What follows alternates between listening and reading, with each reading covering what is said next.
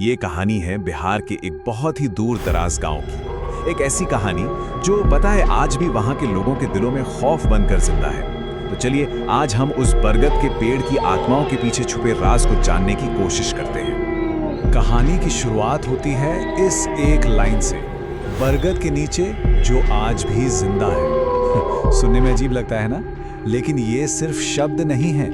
असल में ये उस गांव की एक अनकही चेतावनी है, एक ऐसी चेतावनी जो हमें सीधा उस जगह ले जाती है जहां से इस पूरे डर की शुरुआत हुई। तो हम बात कर रहे हैं सोनपुरिया गांव की। ये जगह दिन में कुछ और होती है और रात में कुछ और, मतलब इसकी पहचान दिन और रात में पूरी तरह से बिल्कुल ही बदल जाती है। दिन के वक्त सोनपुरिया आपको किसी भी आम गांव जैसा ही लगेगा।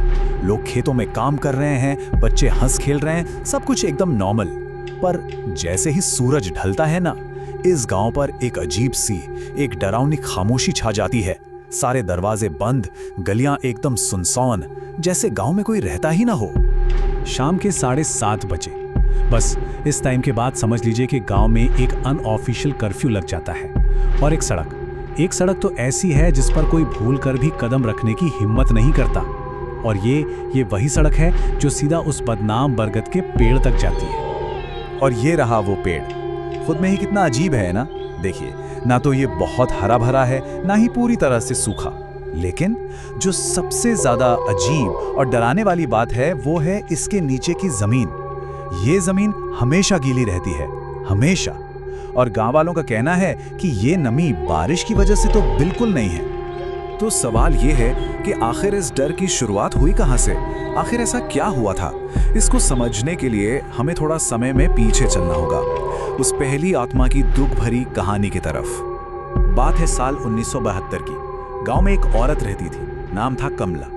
कहते हैं उसका पति उस पर रोज जुल्म करता था, बहुत मारता पीटता था। एक रात उसकी चीखें पूरे गांव में गूंज रही थी, लेकिन किसी ने मदद के लिए अपना दरवाजा नहीं खोला, कोई बाहर नहीं आया। और फिर अगली सुबह कमला की लाश उसी बरगद के पेड़ पर लटकी हुई मिली।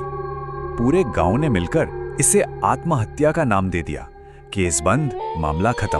पर वो जो बरगद का पेड़ था ना, वो सब देख रहा था, वो गवाह था, वो जानता था कि सच्चाई कुछ और ही है। और बस उसी दिन से उस पेड़ का खौफ शुरू हो गया। देखिए, कमला की मौत तो बस एक शुरुआत थी। इसके बाद जो हुआ वो और भी भयानक था। उस पेड़ का खामोश साया धीरे धीरे एक एक करके और भी जाने लेने लगा।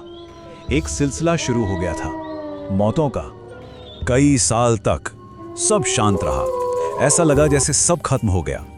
लेकिन फिर आया साल 1998 और इस साल उस पेड़ का खौफ जानलेवा बन गया। कमला के बाद अब बारी थी पहले शिकार की। और पहला शिकार कौन बना? रमेश। शहर से आया एक नौजवान जो गांव वालों की इन कहानियों को मजाक समझता था, उन पर हंसता था।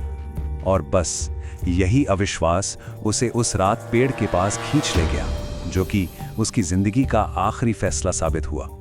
जब रमेश की बॉडी मिली ना, तो डॉक्टर भी हैरान थे।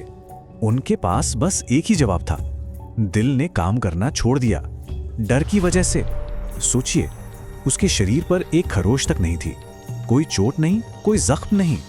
मौत की वजह सिर्फ डर था, सिर्फ डर। और ये सिलसिला रुका नहीं। इसके बाद एक टीचर, एक शराबी, एक चोर, यहां तक कि 2 अनजान राहगीर। आने वाले सालों में एक के बाद एक कई लोग उसी पेड़ के पास मरे हुए पाए गए। और हर बार, हर एक केस में एक ही बात कॉमन थी, शरीर पर कोई निशान नहीं, बस चेहरे पर जमा हुआ खौफ।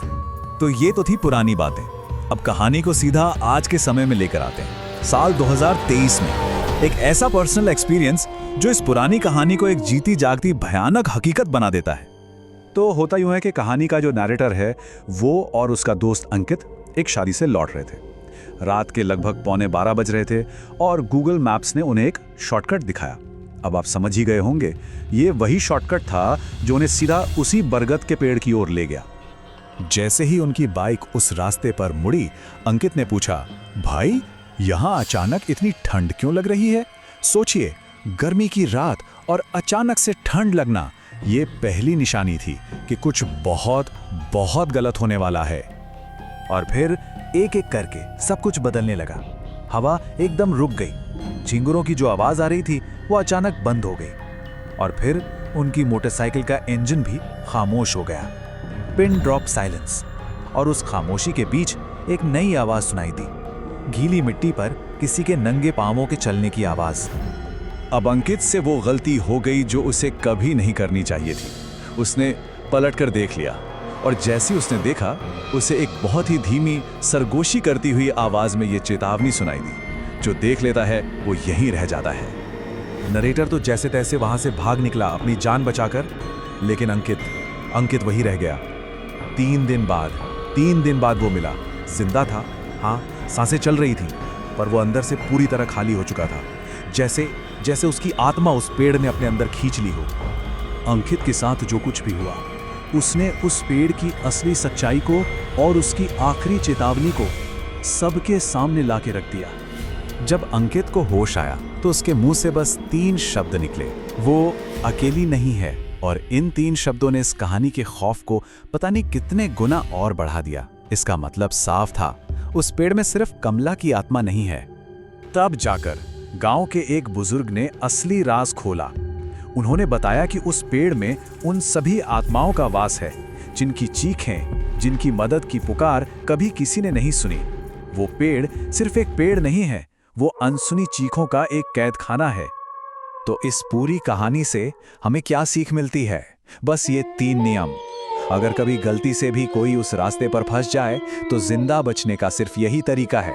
पहला, रुको मत। दूसरा, देखो मत। और तीसरा, सुनो मत। और ये पूरी कहानी हमें एक आखिरी, बहुत ही परेशान करने वाले सवाल के साथ छोड़ जाती है। क्या हो अगर कुछ आत्माएं शांति चाहती ही ना हो? क्या हो अगर वो सिर्फ अपना अकेलापन दूर करने के लिए किसी का साथ चाहती हो, हमेशा के लिए?